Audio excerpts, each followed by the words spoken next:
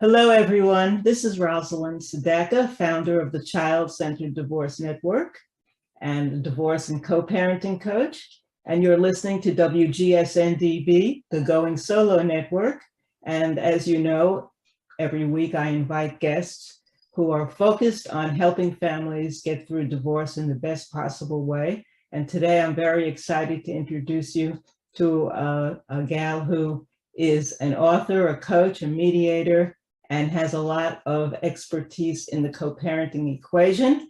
So I want you to meet Teresa Harlow, and I'm going to just give you a brief intro about Teresa. She is an expert in fixing difficult relationships with your co-parent or your step-parents, and she gives tips for people who are walking the journey to success, know that they need the help and support that she provides. And she's been co-parenting for 23 years herself. She's step-parenting for 15 years, has a best-selling book titled Combative to Cooperative, The Co-Parent's Code. And she's on a mission to take collaborative co-parenting from exception to expectation. So please welcome Teresa Harlow. Hi, Rosalind. Thanks for having me. I just want to make a correction on the book title. So the book is Combative to Collaborative, the Co-Parenting Code. Oh, thank you so much for clarifying that. I am sorry. I misread that. So I'm so glad. Well, it's okay. There's a lot of C's and a lot of syllables. Yes. Combative to Collaborative, the Co-Parenting Code. And so I wanted to start our conversation by asking you why it's so hard for so many people to collaboratively co-parent, because we all know that's the reality. Right. Yeah. Right now it is the exception, I think, still, and not the expectation, which really would be lovely, wouldn't it? Mm-hmm. So I think it begins with them being focused on a lot of other things other than what's really important. You know, they're focused on their anger toward each other, the hurt they've suffered from the loss of this traditional family expectation they had, and just all the turmoil that's going on with them. Couple that with, you've got divorce attorneys potentially, and the court system really kind of pitting parents against each other in this adversarial sort of win-loss approach to things. And people become entrenched in positions they have. I want this. I don't want this to happen. And so they really lose sight of focusing on what's important, which is to be a good parent, enable your parenting team member, your co-parent, to do the same, and raising happy, functioning, responsible, caring children. Yes, it sounds so simple, and we both know that it's extremely challenging. So what's the central message? What separates your book from others out there on this topic? Yeah, well, there's a couple things. One of the things I was told as I was coming through the editing process for the book by several editors, because you have to run it through multiple, editing levels to get to a finished book. They commented that they hadn't seen any books like it that dealt primarily with the parent-to-parent relationship as opposed to the parent-child relationship.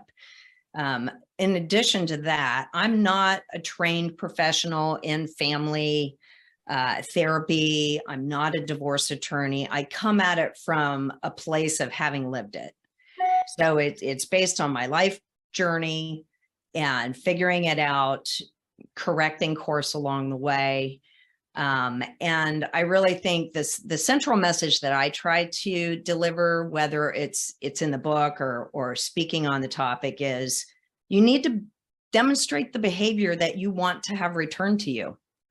I mean, and you have, it's a dangerous tool we have. And what I mean by that is if you demonstrate negative behavior, that's what you're going to get back.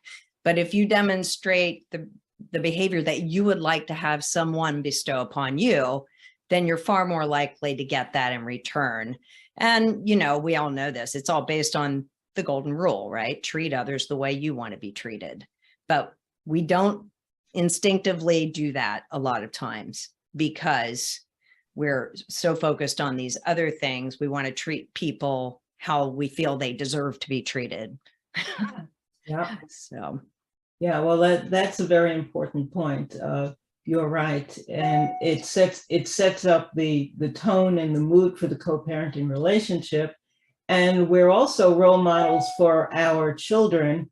And so what are we teaching our children about how to deal with conflict and with challenges in life that aren't so easy? They're looking at their parents, and sometimes their parents are behaving extremely immaturely, and little wonder that they're raising children who have a lot of emotional and psychological problems as a result of it. So I was wondering if you could give us an example of some combative behaviors that you address in your book, and some of the alternatives that parents have. I think that would be very helpful. sure.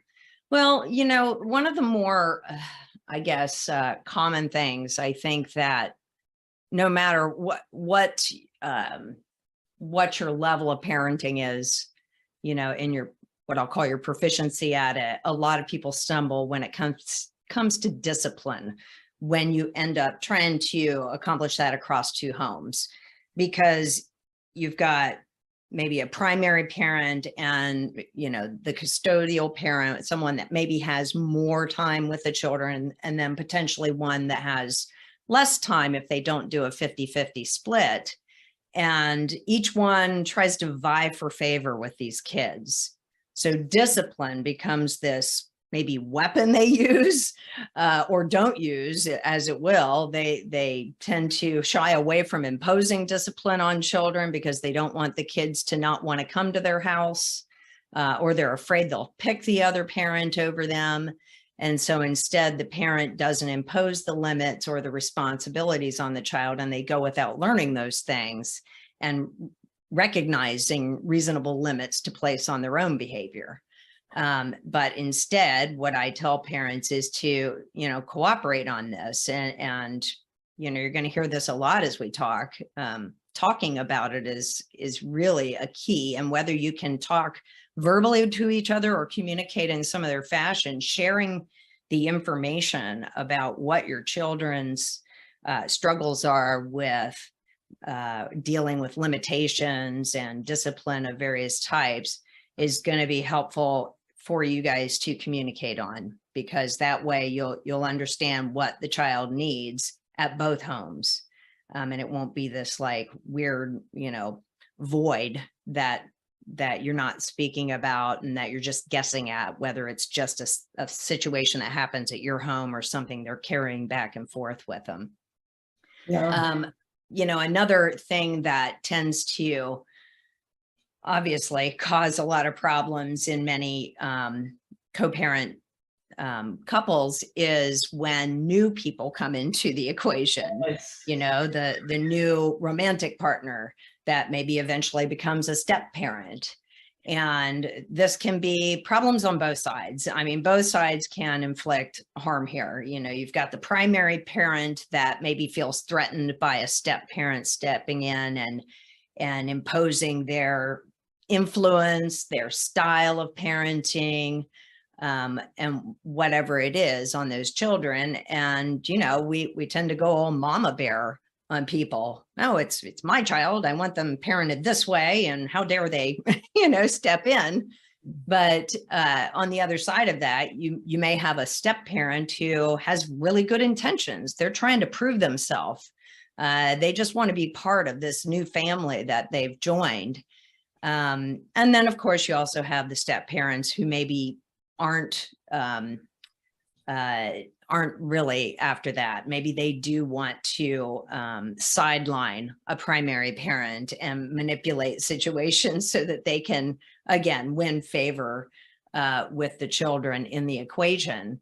And I would just encourage people to remember, as they come into a primary parent, step parent scenario, whether you're the step parent or you're the primary parent that has to adjust to this, try to discern the spirit of actions that you witness from another party.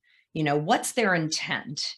And you can subscribe all kinds of intent to things that maybe weren't weren't what they were thinking.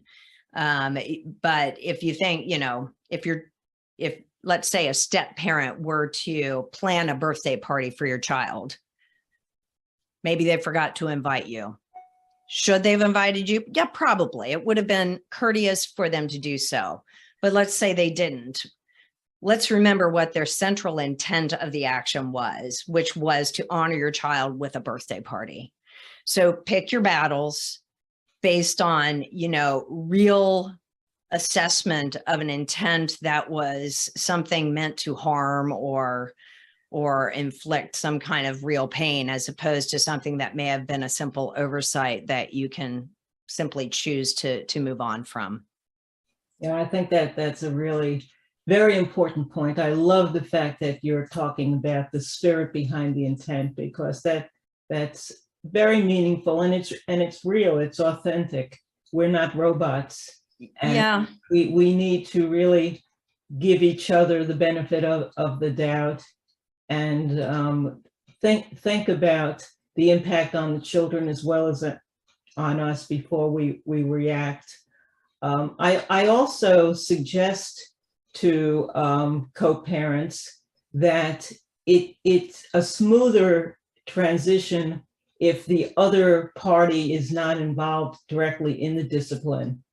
It seems that kids very often are more resistant to this stranger coming in and suddenly acting like a parent. right. And they're more accepted if they're a great friend and an adult role model, but not necessarily doing the actual disciplining. How do you feel about that?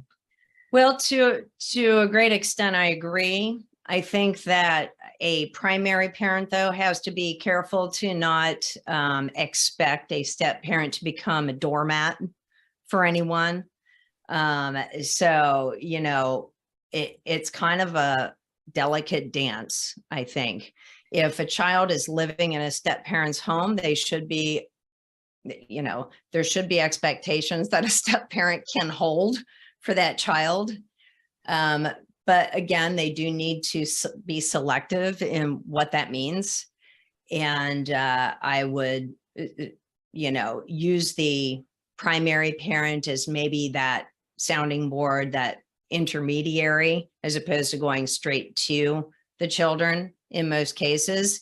But there are exceptions, and that would be where there's any kind of risk, danger of some type of physical harm or anything like that, true risky behavior that needs to be dealt with immediately. I mean, we have to be realistic and reasonable. Yeah, well, that's great. And I think that's very important for people to hear and understand. We're going to take a quick break. We've been talking to Teresa Harlow, and we'll be right back. Okay, we're back now, and this is Rosalind Sedacca. You're listening to WGSN-DB, the Going Solo Network, with Rosalind Sedacca, founder of the Child-Centered Divorce Network. We're talking to Teresa Harlow, who's the author of the wonderful new book, Combative to Collaborative, the Co-Parenting Code.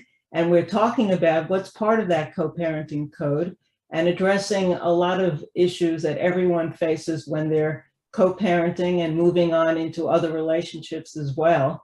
And I was curious about your take on when divorced and separated parents have conflicts with one another. What do you just suggest that they do or don't do to ease the way?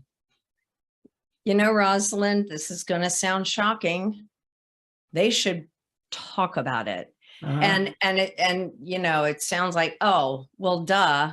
But a lot of times when I'm coaching co-parents, they come to me and they say, I have this problem with my co-parent. My child's telling me that's going on. And my first question to him is always, have you spoken to him about it? And I'm just always shocked when they say, no.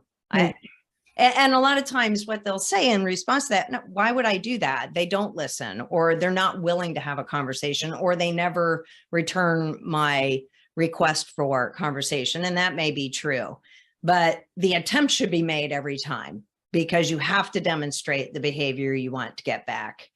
And it doesn't always take immediately. Somebody may have to, in their own time, get there. But I always encourage people to take the steps that they know are the right ones, even if they may not work. And eventually maybe that step will click. What I would say that I really discourage people from doing is, well, everybody says this, it's an obvious one. Don't talk to the kids about it, because you're just putting them in the middle.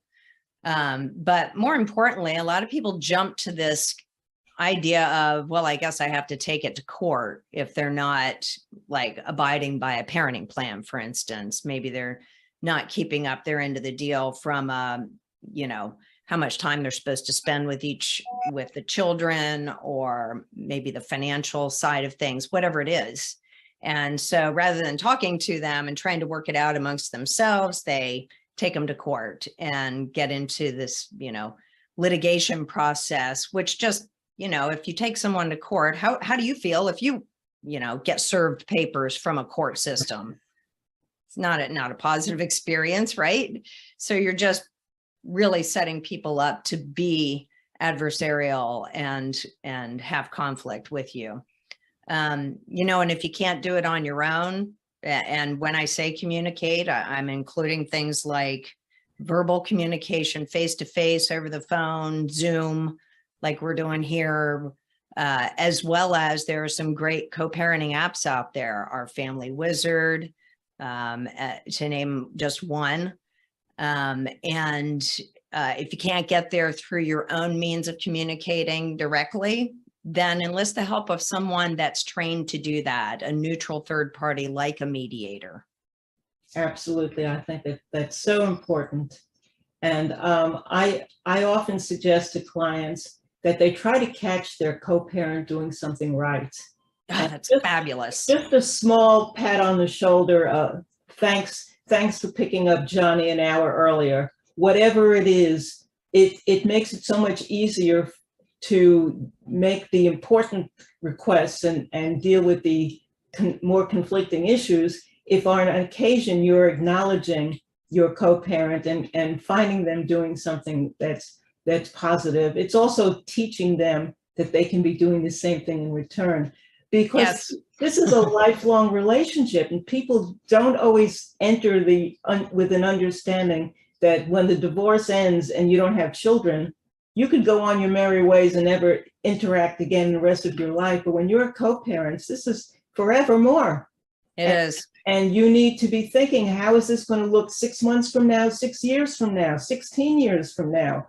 Because your adult children are still going to be children and you're going to be celebrating weddings and birthdays and holidays and all the wonderful things ahead that are part of family life. Why not start it in the best possible way and be as cooperative as you can? It's mind-boggling how people don't understand the bigger picture and how they embarrass their children through immature behavior. Well, and I will say this. So it took me about 10 years to get to a place of cooperation with my stepchildren's mother. So sometimes it doesn't happen. And I'm not blaming her. I'm saying on both sides, we had our issues with trying to come together in an amicable way. So even if you've made mistakes in how you've interacted with a co-parent or a step parent, or they've made mistakes with you, don't give up on it. Mm-hmm. You can always correct course, and it may be some little actions along the way, that pat on the back, like you suggested. I mean, again, demonstrating the behavior you would want someone to demonstrate to you. And when I talk to my clients about this golden rule concept, I try to make it really literal, in that I say, okay, plan to say only words that you would want to hear said to you. I love it. And it kind of makes you go through this exercise. Let me say it out loud. Let me hear how that landed in my ears and on my heart. And did I like it or not? And if I didn't, then I need to revise. And so it doesn't come automatically. at first. If you haven't done it, intentionally in the past, maybe it's something you work on, and over time it does become more second nature. Mm-hmm. Yeah, good advice. Teresa, I want to make sure people find access to you. How can they find you? Well, my website is teresaharlow.com because I like to keep things simple. Yes. I think I've actually got a couple domains where it's misspelled too, but in case, it's teresaharlow.com. And also the book is available both through my website and also through Amazon and select retail stores. So you can go straight to Amazon and get it in ebook, paperback, or if you want to hear me talk for another 5.5 hours, audiobook. Excellent. That's wonderful. So I always ask guests to give us a takeaway before we close. What is the most important fact you want people to keep in mind so that they're leaving this conversation in a more mindful way of how they could deal with, as we know, the all-consuming challenges that co-parenting brings? Well, I would say, Rosalind, that they need to consider this a possibility, that they can have an amicable relationship with a co-parent and that it will benefit them and their children. So many people say, do it just for the kids, but I'm a firm believer that you're doing it not just for the kids, but your own personal happiness as well, which is a more realistic approach anyway. So demonstrate those behaviors that you want to have returned to you, and know that even if you're way down the road on something that hasn't been going well, it can always turn around in a moment with an opportunity of kindness shown to each other. Oh, that's wonderful. Words of wisdom from someone who's not only an expert on the topic, but she's lived it and is living through it. So she's speaking from experience, and I so appreciate it. It's been a pleasure talking with you, Teresa Harlow. And you too. I'm hoping that people will get combative to collaborative, because collaborative is such a wise way to focus with most of the issues in life, and especially when it comes to divorcing and co-parenting, step parenting, and everything related to it. So thank you so much. Pleasure talking with you. You too, Rosalind. Thanks for having me. And of course, I hope you'll join us again next time on WGSN-DB, the Going Solo Network.